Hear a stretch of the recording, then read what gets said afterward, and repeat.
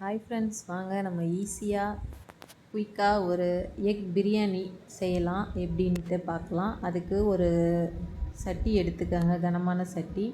அதில் ஒரு 4 table spoon எண்ணெய் ஊற்றிட்டு ஒரு 4 எக்கு நான் பாயில் பண்ணி வச்சுருக்கேன். அதில் அந்த ஆயிலில் போட்டு கொஞ்சம் கரம் மசாலா தூள், உப்பு, காரத்தூள் போட்டு அந்த எண்ணெயில் லைட்டாக வறுத்து தனியாக எடுத்து வச்சுக்கோங்க.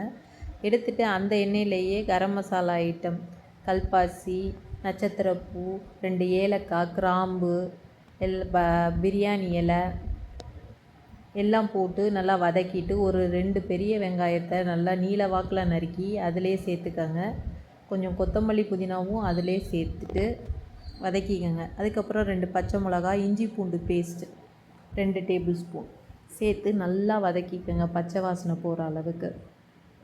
அதை வதக்கிறதுல தான் இருக்குது டேஸ்ட். இந்த எண்ணெயிலேயே நான் ஒரு டேபிள் ஸ்பூன் தனி மிளகாய்த்தூள் சேர்த்துருக்கேன். அதோட ஒரு அரை டேபிள் ஸ்பூன் கரம் மசாலா தூள், அரை டேபிள் ஸ்பூன் சோம்புத்தூள் சேர்த்து நல்லா இந்த மசாலாவை வதக்கிட்டேன் எண்ணெயிலேயே.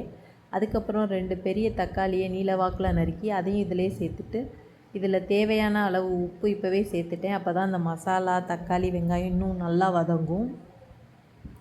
அப்புறம் ஒரு 3 டேபிள் ஸ்பூன் தயிர் சேர்த்துக்கங்க. இதிலையே நல்லா எண்ணெய் பிரிஞ்சு வர அளவுக்கு வதக்குங்க. அப்போ தான் பிரியாணி நல்லா டேஸ்ட்டாக இருக்கும். பாருங்கள், எப்படி பார்க்கவே கலர்ஃபுல்லாக இருக்குது. நான் ஒரு 3 டம்ளர் அரிசி எடுத்திருக்கேன். அதுக்கு 6 டம்ளர் தண்ணி சேர்த்துக்கிறேன்.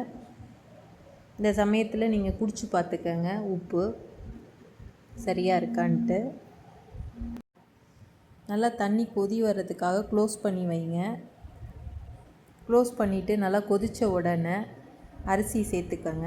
அரிசி சேர்த்துட்டு நல்லா கிளறி விடுங்க. அரிசி சேர்த்து நல்லா கொதி வந்து அரிசியும் தண்ணியும் நல்லா சேர்ந்து அரிசி மேலே வரணும். தண்ணி வந்து நல்லா வற்றி கொஞ்சம் தண்ணி இருக்கிற மாதிரி இருக்கிறப்போ நல்லா மூடி ஒரு வெயிட் தூக்கி வச்சுட்டா நம்மளுக்கு கரெக்டாக இருக்கும். பாருங்கள், இப்போ தான் கொதி வருது. இப்போ கொஞ்சம் நேரம் க்ளோஸ் பண்ணி வைங்க. இப்போ அரிசியும் இன்னும் தண்ணி வற்றணும் கொஞ்சம்.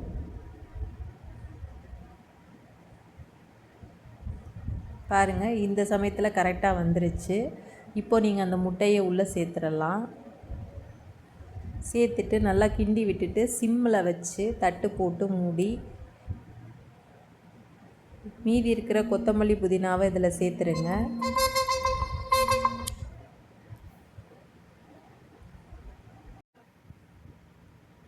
மறுபடியும் எடுத்து லைட்டாக கிளறி விட்டுட்டு மூடி வைங்க.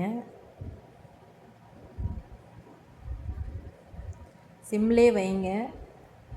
அவ்வளோதான், நம்மளுக்கு பிரியாணி ரெடி ஆகிடுச்சு. இந்த சமயத்தில் நல்லா கிளறி விட்டுட்டு திருப்பி மூடி வச்சிங்கன்னா நல்லா உதிரியாக செம டேஸ்ட்டாக பிரியாணி ரெடி ஆகிடும். இதோட ஒரு தயிர் பச்சடி வச்சு சாப்பிட்டிங்கன்னா மட்டன் பிரியாணி என்ன, சிக்கன் பிரியாணி என்னங்க, அதெல்லாம் இது தோற்றுரும் எக் பிரியாணிக்கு.